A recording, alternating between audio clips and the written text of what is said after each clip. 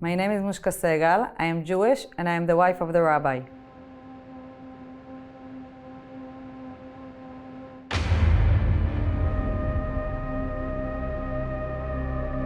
What is your history? Have you always been practicing Judaism? Yes, I was born Jewish, practicing Jewish. So we founded Chabad of Malta Foundation 10 years ago, which aim is to support the Jewish community, to serve any Jewish need in Malta for the Jews and for the non-Jews alike who are interested about Judaism. The Jewish people, we serve one God. And who is that God to you?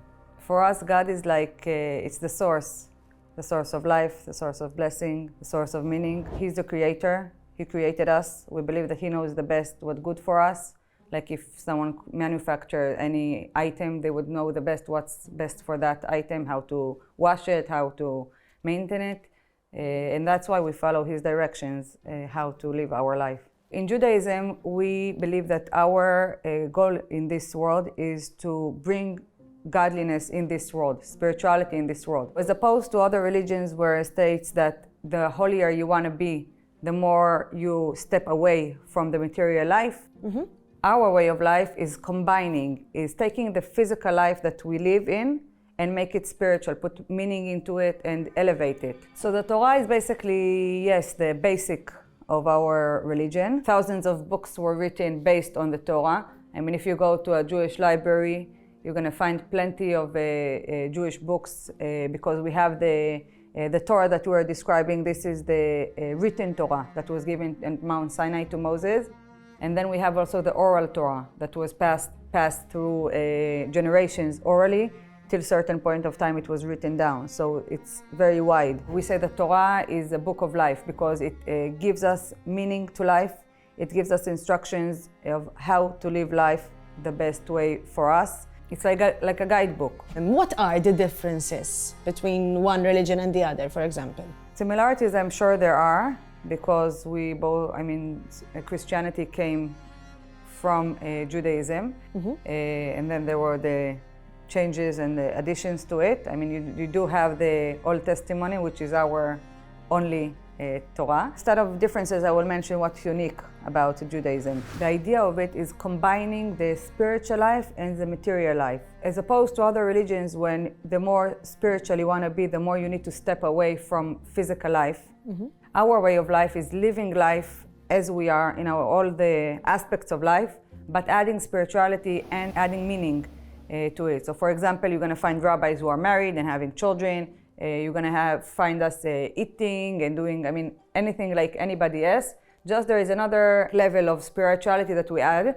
This level of spirituality is actually the guidance that we got from God of how to live life. We believe that every person that was created in the world has his own mission. So if a person was born to a Jewish family as Jew, so he has his purpose and his mission in the world. If he was born to a Christian family or to Muslim or to any other, so every person has his mission.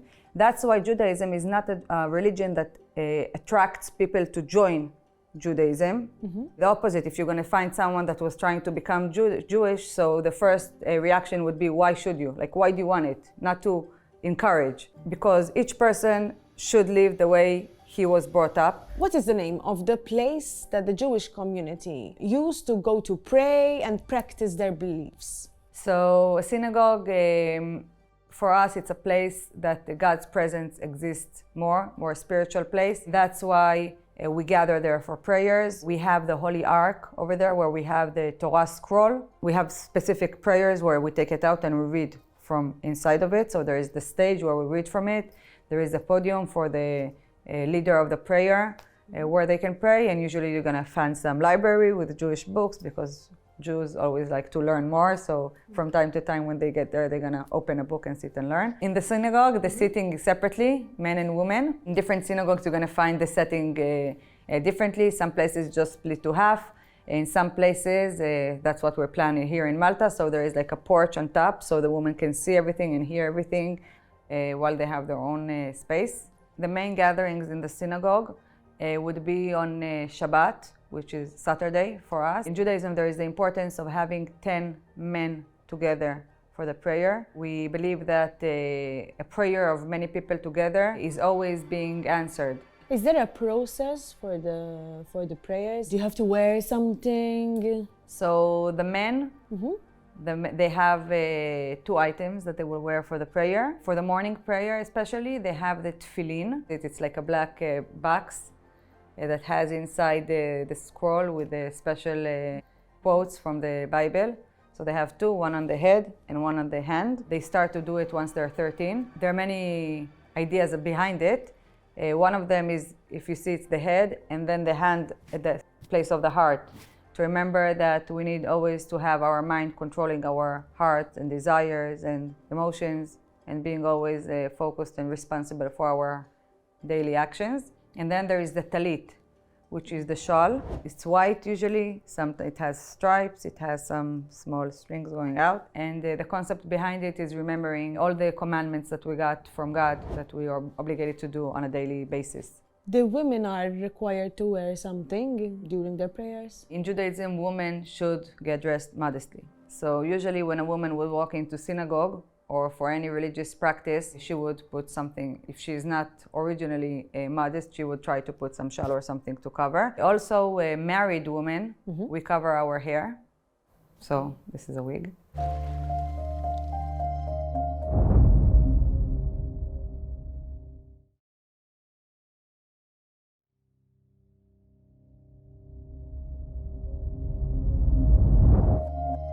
Once you get married, you cover your hair. Right. Why do you cover your hair?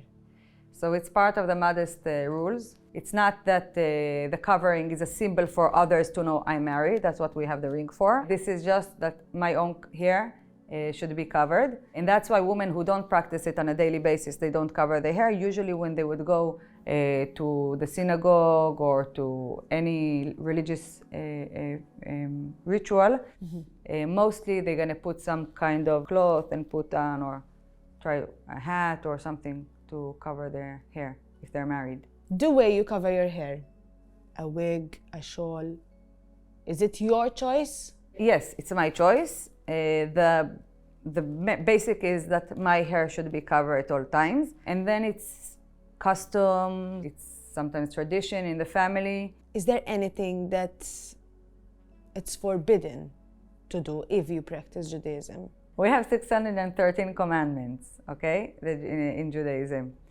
248 are those to do, and the rest are those not to do. During my research, I read physical contact is forbidden. We don't have any intimate relationship between a man and a woman out of marriage. The man that the woman can touch or a man can touch, so it's the first step family, my parents, grandparents also, my children, my siblings, okay, and my husband.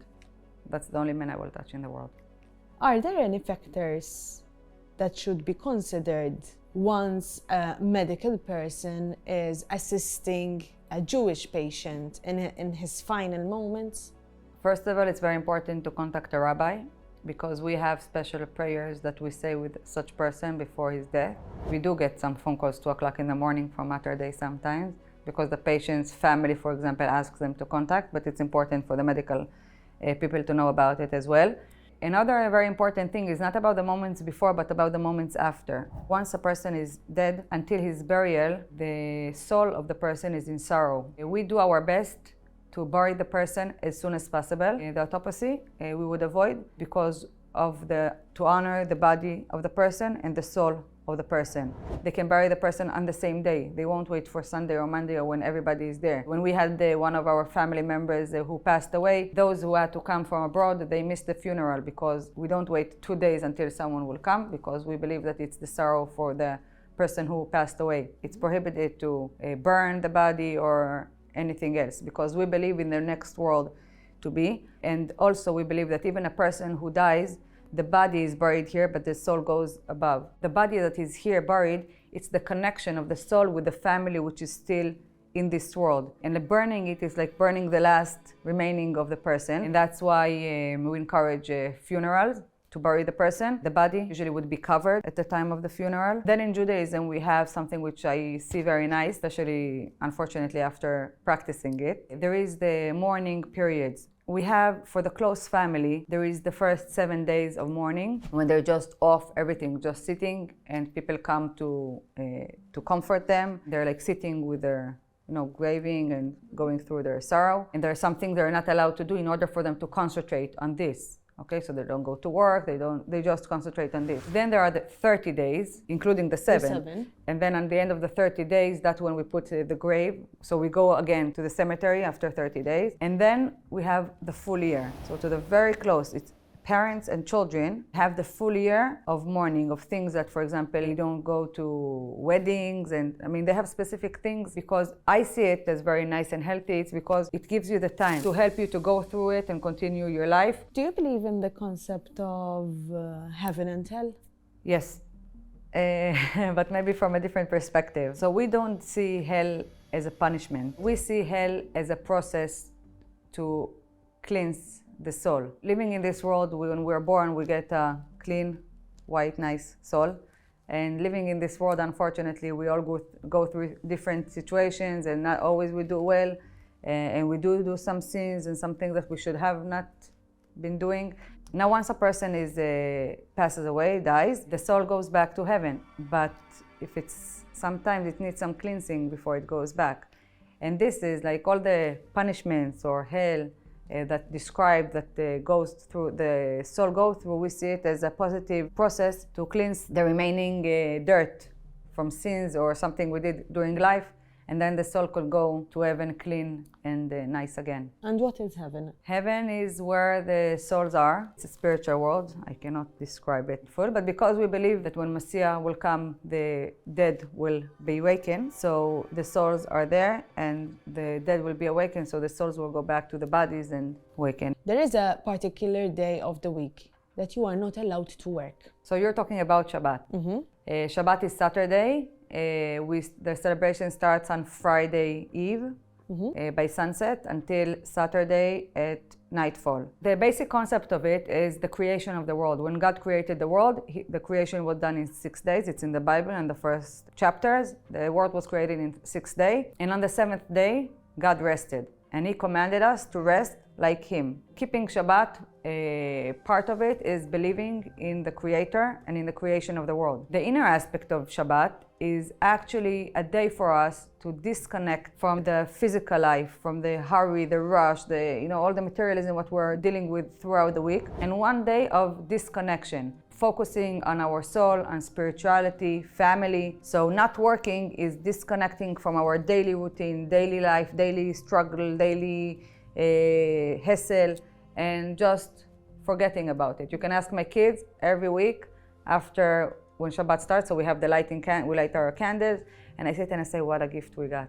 I can't believe, I don't know how I would live without this one day of disconnection. So no emails, no phone calls, no nothing. So we have the prayers in the synagogue, we sit and learn, which is more giving time for our soul and for spirituality and for things that we don't usually sometimes get done throughout the week. We have our Shabbat meals, so we have the dinner and the lunch, which is a traditional meal that we sit with the family and guests, friends together. So it's time of family, unity. Imagine a meal with your family with no phones, nothing around you, just everybody focused on each other. What are the most important moments in the life of a Jew? So if you want to go from birth, mm-hmm. the first milestone would be the circumcision in the age of 8 days, like we are instructed in the Bible, in the Torah. Is there a meaning behind it? So the idea of the circumcision is like the first commitment of a Jew to God. It's like a sign that reminds that we are connected, like a kind of oath between the two. And this is done at the age of 8, just like Abraham did to his son Yitzchak. He was instructed to do so. Then we have the age of 3 that we celebrate, which is the age when we start educating the child. We believe that we see the child as a new tree. When you plant a new tree, you put like a stick next to it, so you help it stay straight. So in Jewish education, we see a lot of importance on the education of the early years. At the age of 3, we have a special ceremony. Usually we don't cut the hair of the boys before the age of 3, and at the age of 3, we cut it in the Jewish way. We start learning with them the alphabet. We give them to lick honey from the alphabet, so it's like to give them the sweetness of learning, so they will always remember this sweetness, how great it is to sit and learn and develop. The girls in the age of 3 usually they would start to light the Shabbat candle. So they also have their own milestone. Then comes the bar mitzvah, that's for boys. We have bat mitzvah for girls. So girls in the age of 12 and boys in the age of 13. Bar mitzvah and bat mitzvah is actually the stage in Judaism when they become not independent, but full responsible for their actions. You become a young adult. So the boys can do anything that men could do, and the girls can do anything that a woman does in Jewish practicing. How do you celebrate your weddings? First, we have the time of the chuppah, so it's the canopy under the sky usually. Make like the bound, it like covers the bride and the groom together. We have special blessings that we bless them for a good life under this canopy, and they give the ring. Also in the chuppah, the man gives ketubah, it's called. It's like an agreement, like promises to the wife. He is obligated to give all her needs throughout life, and if God forbid there is a divorce, so what he's obligated to give her if they divorce. Because Judaism gives the opportunity to get married, but also to divorce if needed. We do our best not to get to this procedure, and we're going to do all the efforts to avoid it, but if necessary, we let it, because if not, marriage will be disturbed. So people will not get married because they cannot divorce. So we give the option to get married and to divorce. Living life as is, but adding the spiritual aspect to it. Till you get married, you're half a soul. So every soul was split to two. When you search for your spouse, you search for your other half of your soul. Moments of marriage, it's when the soul reunites and becomes a whole. What does this mean to your religion, not being allowed to eat that particular item? The meaning of it is that whatever we eat becomes our blood, and our blood is our life. One of the basic things is that we split dairy and meat. We don't mix them together. So you're gonna see separation.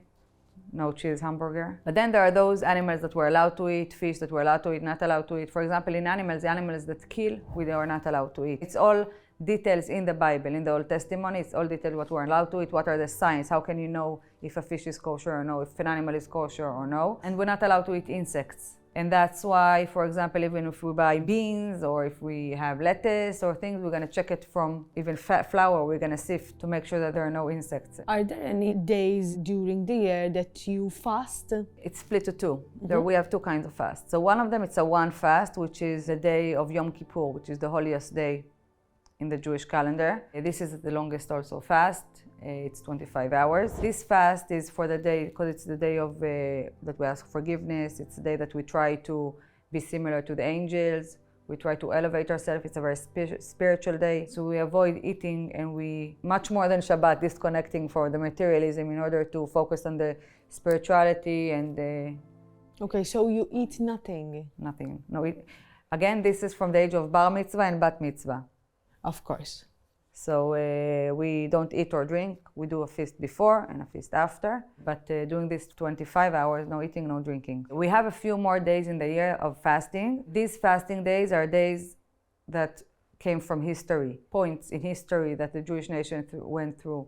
Kind of mourning for that situation, we fast. Out of respect. Respect, and also to remind ourselves that, I mean, till today, where still situation is not the best could be. When something bad happens, we always think to ourselves, how can we be better? Is it difficult for you to practice Judaism in Malta? I always in my life use challenging than difficult. Practicing Judaism in Malta, so slowly we work that it should be easier for any Jew living in Malta. Due to the fact that it's a small community, and it's an island, so not all facilities were available when we arrived, and we do the best to expand the Jewish services available in Malta. Still, I mean, it's not a big community, so we'll never have the full options and the education institutions and whatever exists in a larger Jewish community. As I said, there is a one kosher restaurant, so you cannot just dine wherever you want. There is a one option. Kosher products we need to import. You hardly find kosher items in Malta, so we do self-import and then we distribute to the Jewish community. So we do feel welcomed by the Maltese society. I mean, you can always find those that less agree or more agree, but the general feeling is that it's pleasant and nice. We feel that it's our home. I mean, it's a place where Jews should and will feel comfortable at.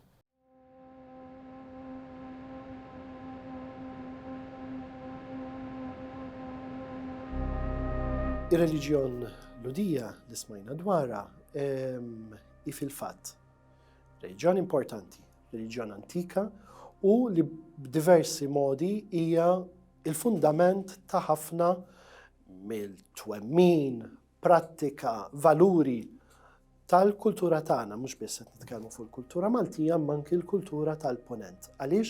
Għax hija l-bażi tal dik li eventwalment saret ir-reliġjon Nisranija. Forsi hawn ta' wieħed jgħid li aħna meta naħsbu fuq reliġjon Ludija naħsbu fuq reliġjon ta' żmien Kristu jew ta' qabel. Ovvjament hemm 2000 sena. U f'2000 sena ir-reliġjon tkompli tiżviluppa u ħafna mit-twemmin jikompli jikber. Fil-fatt il-persuna semmitilna li apparti il-Bibja hemm it-tradizzjonijiet orali li jinkitbu. U fil-fatt apparti il-Bibja li huwa test sagru sewwa, hemm ukoll stejjer, interpretazzjonijiet tal-Bibja li huma ċentrali li mhumiex komuni ma' reliġjon Nisranija li saru wara. Hija realtà antika li aħna u ħanuża l-kelma ħbatna magħha.